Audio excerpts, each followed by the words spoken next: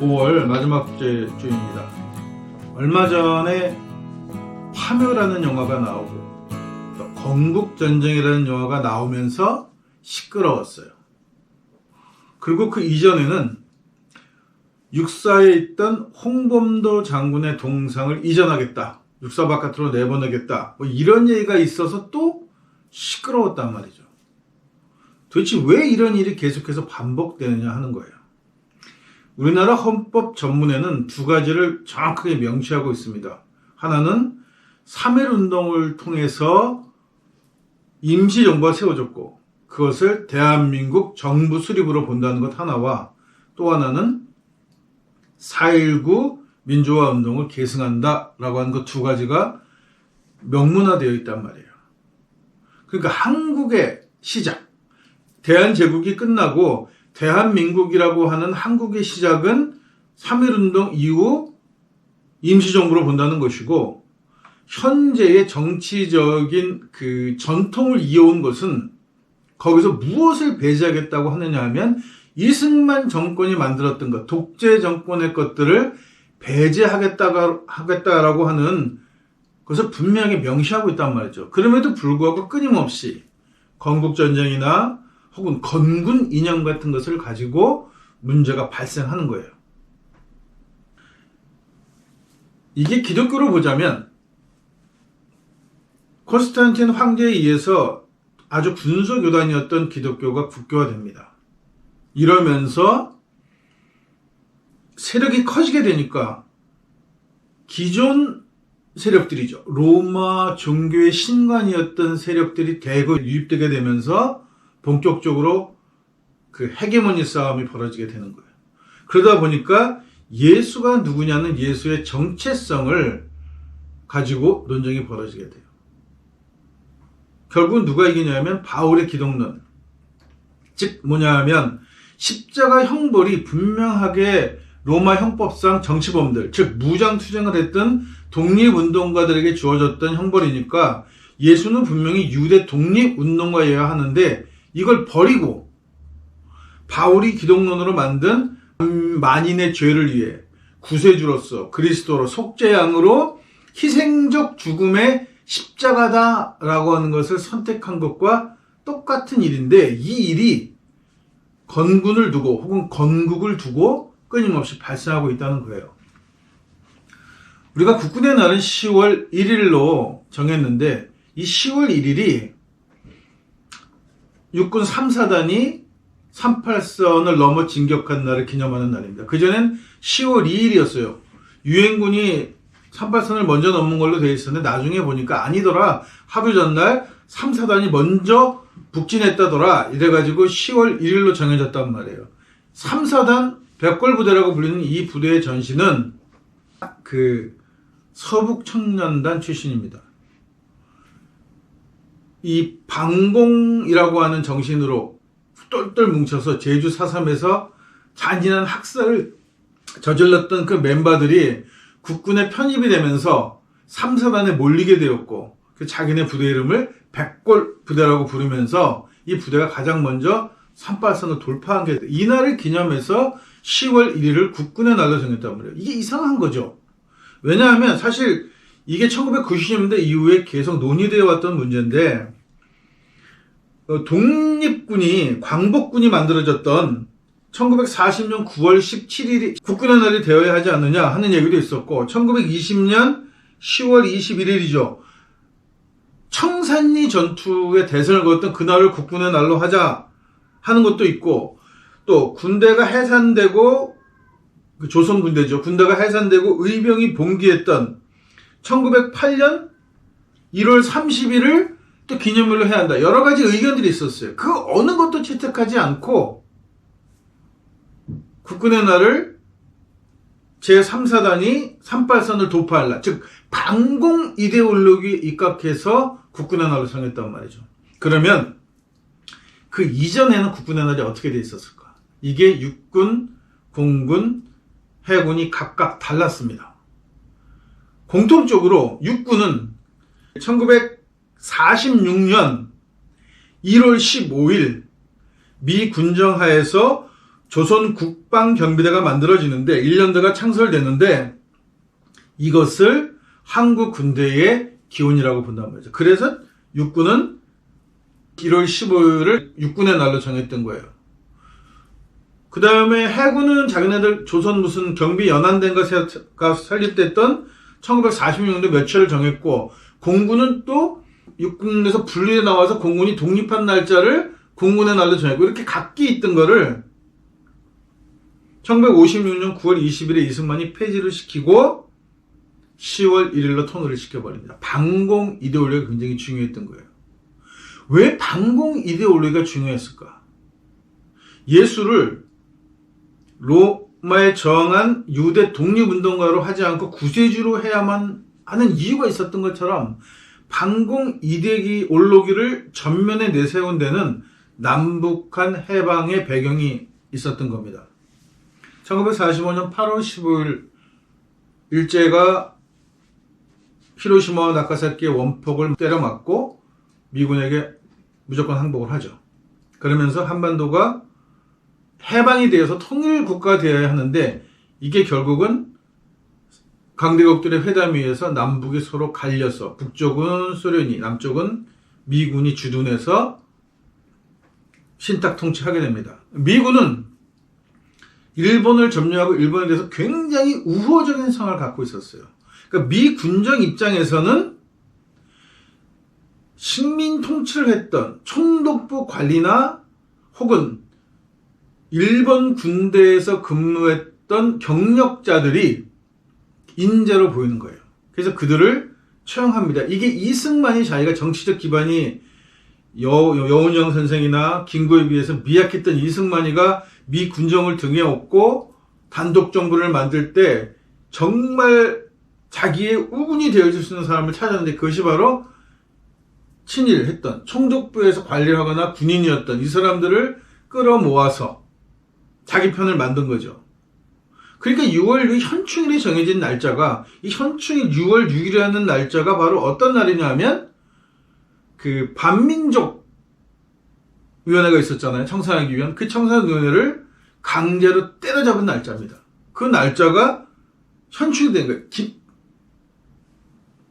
이승만이 입장에서는 그 반공 세력으로 민족주의자들을 때려잡은 날이 자기한테는 그 사람들의 희생이, 그래서 그 특무대 대장이 죽게 되거든요. 그 죽게 되면서부터 이 이승만이가 너무나 안타까운 사람이 죽었어. 그 사람이 했던 가장 큰 업적, 반민족 특위를 때려부순 그날을 6월 6일 현충일을 정하게 된단 말이죠. 모든 기념일, 모든 국가적인 그 정의 앞에 반공 이데올로기가 항상 껴있는 거예요. 그 이유 중에 하나가 바로 아까 말씀드렸던 해방 후 남북한의 상황이 그럴 수밖에 없었던 거죠. 그 홍군도 장군을 얘기할 때 훗날 공산당에 가입하셔서 이런 얘기를 합니다. 상당수의 독립운동가들이 소련의 지원을 많이 받았어요. 또 중국 공산당의 지원도 받았어요.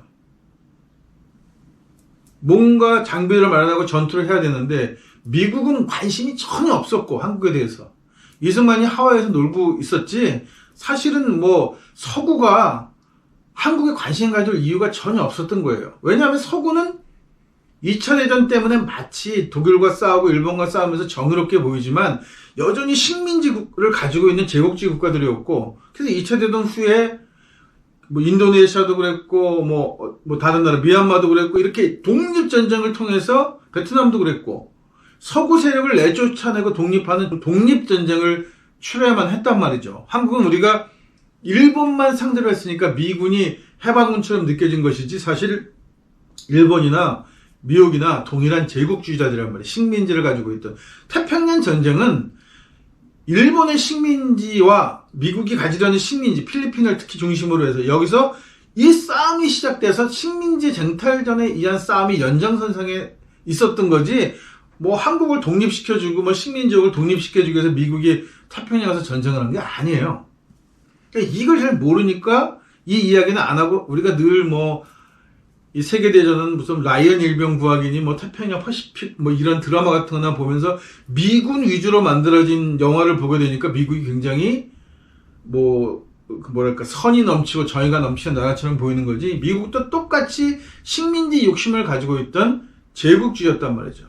남북이 딱 갈리면서 결국은 소련, 공산당의 지지를 받았던 소련 지역의 군인들은 대거 중국에서 국공전이라고 하죠. 장개석 군대와 싸웠던 모택동 군대에서 싸웠던 팔로군들 출신들이 대거 내려와서 군대를 형성하게 됩니다. 군을 만들게 되죠. 남쪽은 백봉 선생이 한국 남쪽으로 내려오시면서 몇몇 사람들이 따라 들어오긴 했지만 상대적으로 한국에서는 독립운동을 했던 지도자들 기반이, 군사적 지도자들 기반이 약했어요. 몇 되지 않았단 말이에요. 거기다가 이승만이가 전폭적으로 미 군정과 손을 잡고 외군 출신들을 대거 기용을 합니다. 그래서 군대를 만들 때 외군 장교 출신, 대표적으로 백선엽, 뭐 정일권, 뭐 이런 또라이들이죠. 이런 것들을 가져다가 군대를 형성하고 얘네들을 지휘관으로 앉혔단 말이에요. 대부분 다. 여기서 끝났으면 조금 괜찮았을 건데 한국 전쟁이 터집니다. 그러면서 이 외군 출신 장교들, 매국 전력을 갖고 있는 군 출신들, 서북 청년회를 통해서 4.3에서 잔인한 사륙을 저질렀던 이 패거리들이 전쟁 영웅이 되는 거예요.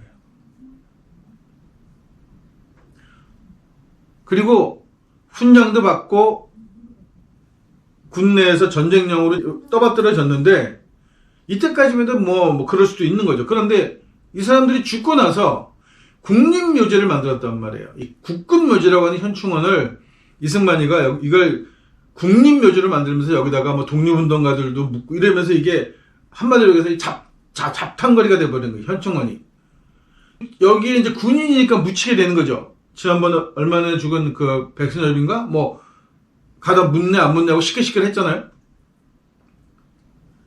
하나둘씩 죽어나가면서 국군 묘지일 때는, 군인 묘지일 때는 갖다 묻는 게 당연했는데, 이게 현충원이 되고 보니까 이 매국 전력을 가진 자들을 갖다 묻어야 되나 하는 문제가 충돌하게 되는 거죠.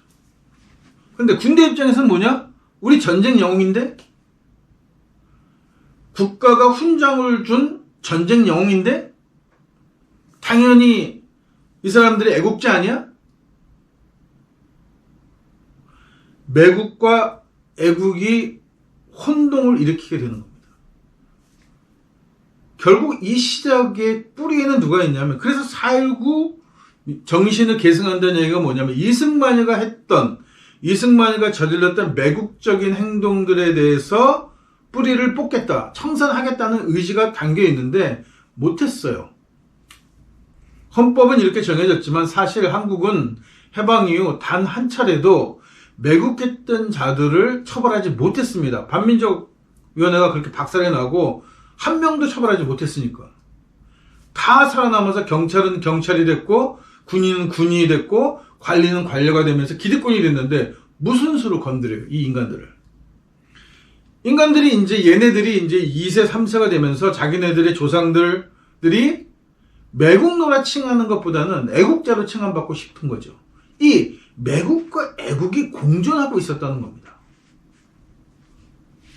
매국한 것도 사실이고, 해방 이후 남쪽 나라, 이 대한민국이라는 나라말을 보게 되면 한국 전쟁의 영웅들도 있고, 뭐 베트남 전쟁의 영웅들도 있고, 여러 가지 면에서 군이 영웅적 행위를 한 것들도 동시에 공존한단 말이에요.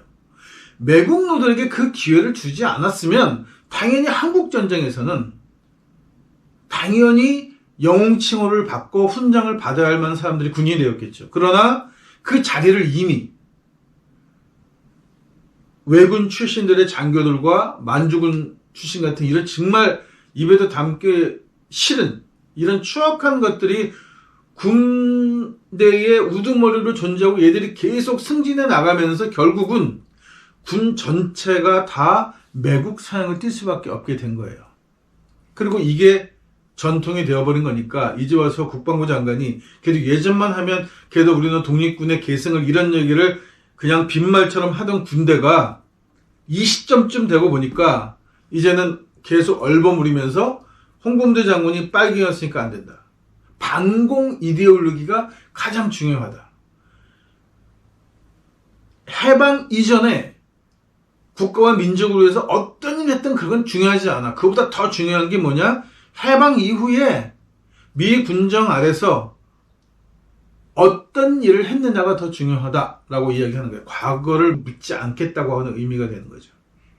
이 뿌리를 청산하지 못하면 이 치욕된 과거를 덜어내고 무엇이 옳고 그런지에 대한 분명한 기준을 세우지 않으면 이 문제는 앞으로도 계속 지속될 건데 이제는 매국 성향을 가진 자들이 권력자고 집권가고 자본가들이기 때문에 민족주의자들은 점점 뉴라이트가 말하는 것처럼 테러리스트가 되어가고 말 것입니다.